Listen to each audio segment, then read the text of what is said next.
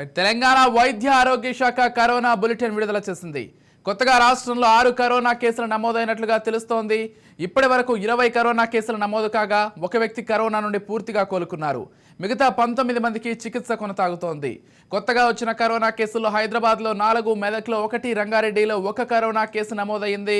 ఇప్పటి వరకు 925 మందికి కరోనా పరీక్షలు నిర్వహించగా 54 మందికి సంబంధించిన కోవిడ్ టెస్ట్ రిజల్ట్స్ రావాల్సి ఉంది.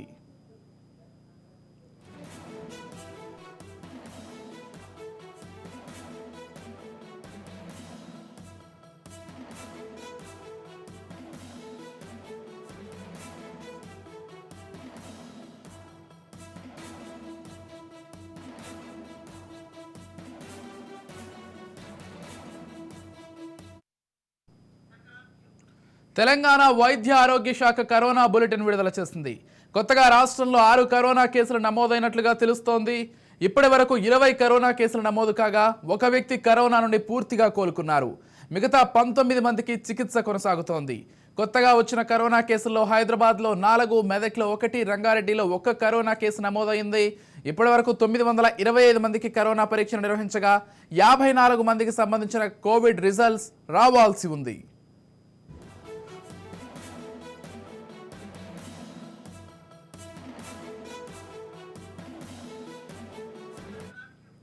రైట్, కరోనాకు సంబంధించిన మరిన్ని అప్డేట్స్ అందించడానికి మా ప్రతినిధి ఇన్నారెడ్డి ఫోన్ ద్వారా సిద్ధంగా ఉన్నారు. చెప్పండి ఇన్నారెడ్డి.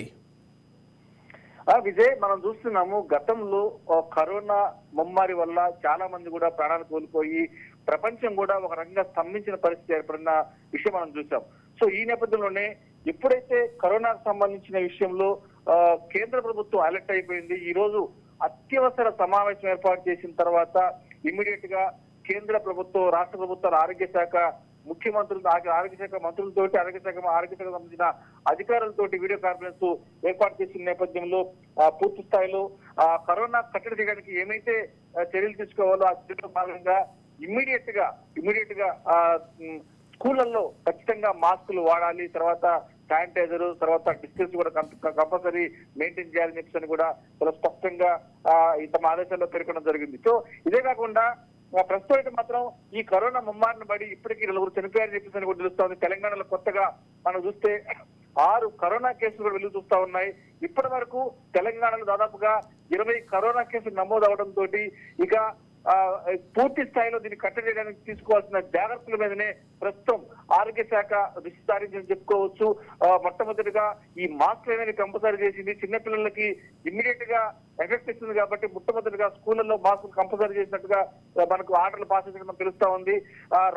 రాష్ట్రంలో నమోదవుతున్న కొత్త కేసులు, తర్వాత ఇంకా కొన్ని సస్పెక్ట్ కేసులు కూడా ఉన్న నేపథ్యంలో ఏదన్నా అనుమానం ఉంటే వెంటనే దగ్గరలో ఉన్న గవర్నమెంట్ హాస్పిటల్ సందర్శించాలని చెప్పి కూడా చాలా స్పష్టమైన ఆదేశాలు పేర్కొనడం జరుగుతుంది. సో మొత్తంగా మనం గమనిస్తే ఇప్పటికీ దాదాపుగా 19 మందికి ఇంకా చికిత్స కొనసాగుతా ఉందని చెప్పి తెలుస్తాం. తెలంగాణ వ్యాప్తంగా వివిధ గవర్నమెంట్ హాస్పిటల్ దీనికి సంబంధించిన ప్రత్యేకమైన వార్డులను ఏర్పాటు చేసి ప్రత్యేకమైన చికిత్సను కూడా ఇస్తూ చికిత్సను ఏర్పాటు చేసిన పరిస్థితి ఉంది. మొత్తంగా చూస్తున్నా హైదరాబాద్ లో కొత్తగా 4 కేసులు ఉండటమే కాకుండా ఓవరాల్ గా తెలంగాణలో ఈ రోజు 6 కేసులు రావడం అనే దాని మీదనే ప్రస్తుతం దృష్టి సారించింది. ఇకపై పూర్తి స్థాయిలో ఆరోగ్య శాఖ ఎప్పటికప్పుడు ప్రతిరోజు కూడా హెల్త్ బులెటిన్ రిలీజ్ చేయాలని చెప్పి కూడా ఒక ప్రణాళిక ప్రకారంగా ముందుకు పోవాలని చూస్తా ఉంది. అయితే ఇప్పటి నుంచే ప్రజలు ఎవరికి వారుగా సోషల్ డిస్టెన్స్ పాటించడమే కాకుండా మాస్క్ పాటించడం కంపల్సరీ చేసి, ఒకవేళ కనుక మాస్క్ కనుక దొరకకపోతే మాత్రం వెంటనే వాళ్ళ మీద ఫైన్లు కూడా వేయడానికి సిద్ధమవుతా ఉంది. మొట్టమొదటిగా హెచ్చరికలు జారీ చేస్తా ఉంది.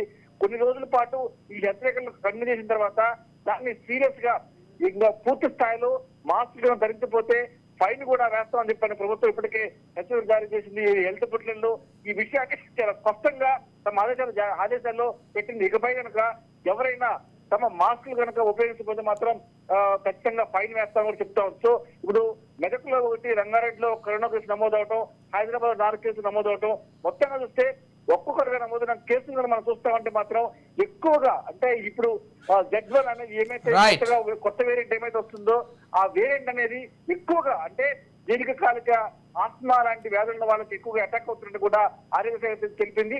ఎట్టి పరిస్థితుల్లో సోషల్ డిస్టెన్స్, మాస్క్ ధరించడం కంపల్సరీ కూడా Right. చాలా స్పష్టంగా మా దగ్గర పేర్కొంది Vijay. Right, thank you Inna Reddy.